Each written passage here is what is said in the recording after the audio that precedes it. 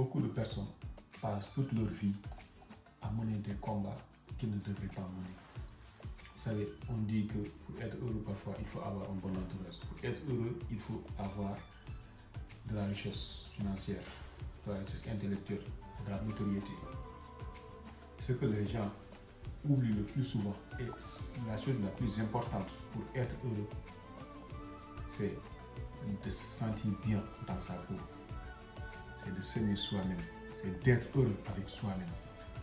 Tant que nous ne sommes pas capables d'être heureux dans la solitude, tant que nous ne sommes pas capables de bien vivre étant tout seul dans notre vie, nous ne serons jamais heureux malgré les richesses, malgré les connaissances, malgré la notoriété, malgré tout. Si nous ne parvenons pas à dompter cette peur de rester avec soi-même, d'être en parfaite connexion avec soi-même, de s'écouter, de se parler, de se comprendre, de s'aimer. Par exemple, il y a des personnes qui sont incapables même de prendre quelque temps et de se regarder dans le miroir, se préparer, se regarder, de se dire, est-ce que là je me sens bien, est-ce que moi je m'aime? Mais elles se soucient beaucoup plus de ce que les autres pensent. Est-ce que si je sors comme ça, les gens vont m'adorer? Est-ce que si je sors comme ça, les gens vont aimer me voir? Est-ce que si je fais ceci, les gens vont me juger? Est-ce que si je fais cela, les gens ne vont pas me juger? Elle ne se demande jamais, est-ce que ça, si je le fais, ça me rendra plaisir, ça me fera plaisir, ça me rendra joyeux? Et c'est malheureusement là le plus grand problème. Parce que tant que nous ne sommes pas capables de rester avec nous-mêmes, quand nous sommes incapables de faire face à nous-mêmes, à notre propre personne, à notre propre âme, ça c'est très important, c'est spirituel. Si au fond de nous, nous ne nous sentons pas bien avec nous-mêmes, nous ne serons jamais bien avec les autres. Nous pouvons avoir n'importe quelle personne dans notre entourage, mais elle ne pourra rien nous apporter. Parce que le problème, ce n'est pas avec les autres. Le problème, c'est notre relation, la relation que nous menons avec nous-mêmes.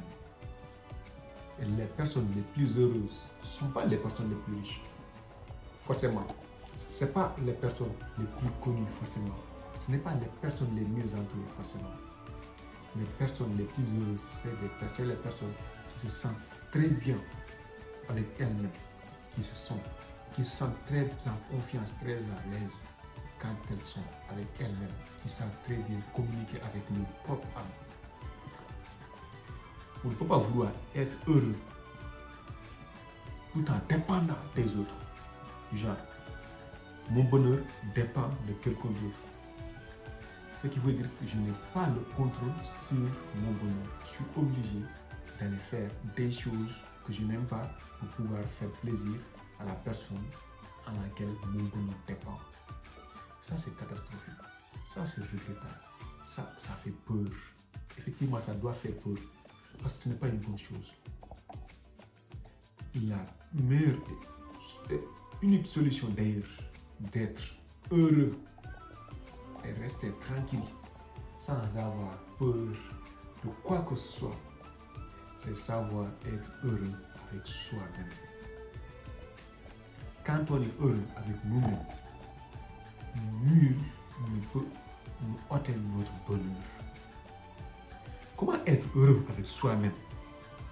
Certainement, il y a des gens qui vont me poser cette question.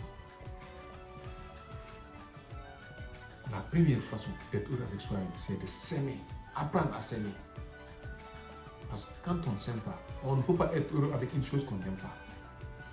Si on n'aime pas une chose et qu'on nous demande de le faire, c'est comme si on nous demandait de faire un travail forcé.